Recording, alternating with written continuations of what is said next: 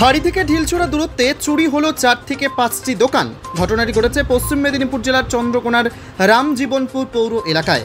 চুরি যাওয়া এক দোকানের মালিক উত্তম বারিক বলেন, আমার দোকানের ক্যাশ বাক্স ভেঙে নগদ 5,000 টাকা সহ কিছু খুচরো পয়সা চুরি গেছে।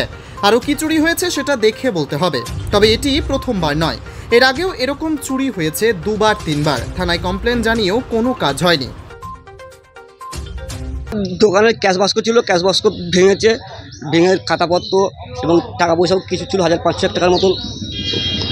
কিছু খুচরো পয়সা ছিল বা দোকানে তো মুরগি ছিল অনেকই। এবার কতটা কি গেছে এখন বলতে বুঝতে পারছি না। এই প্রথমবার হলো না? না, এর আগে 2-3বার হয়েছে। করেছিলাম, কোনো কাজ হয়নি।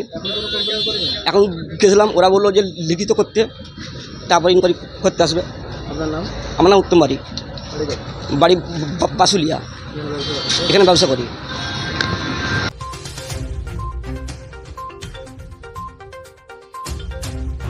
অপর এক চুরি যাওয়া দোকানের মালিক বলেন, প্রায় 4টি ক্যাশ বাক্স ভেঙে 40,000 টাকার মতো চুরি গেছে।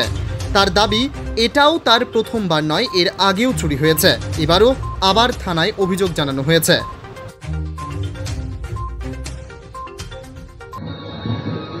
আপনার এই দোকানটা? হ্যাঁ স্যার। কত টাকা সামগ্রী ছিল তাহলে? টাকা পয়সা কত গেছে?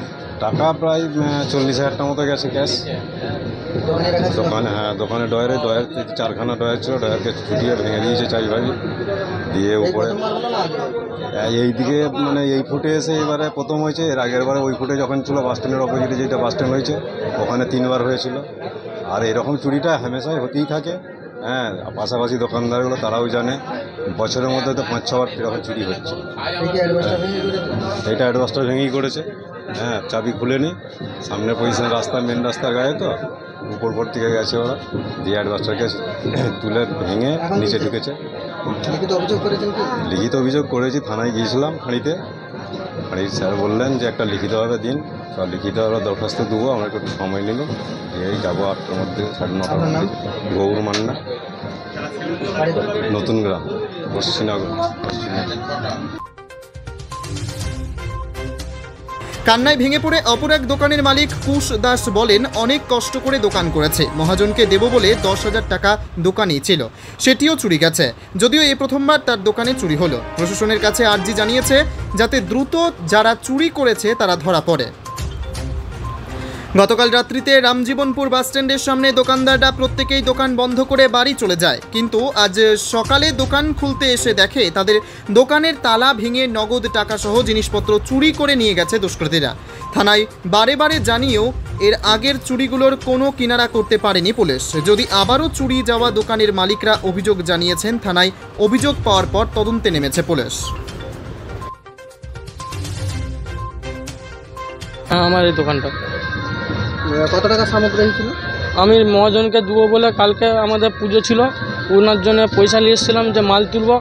10,000 টাকার মতো ছিল, 10,500 টাকা। আর প্লাস দোকানে মাল ভর্তি করেছিল, একটা মালও নেই। সিগারেট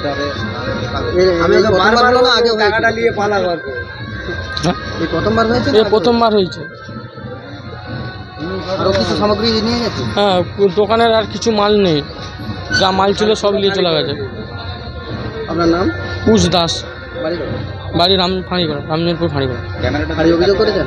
ফাঁড়ি অভিযোগ করেছে, ওনারা বললো যে এখন বড়বাবু আসেনি, আপনারা পরে আসবেন। এখন কি চাইছি? এখন চাইছি আমাদের তো যা যাবার গেছে, যারা এইটা কাজটা করেছে তারা যেমন শিগগিরই যেমন ধরা পড়ে। আমরা তো কেটে কুটে খাই, অনেক কষ্ট করে দোকানটা করেছি।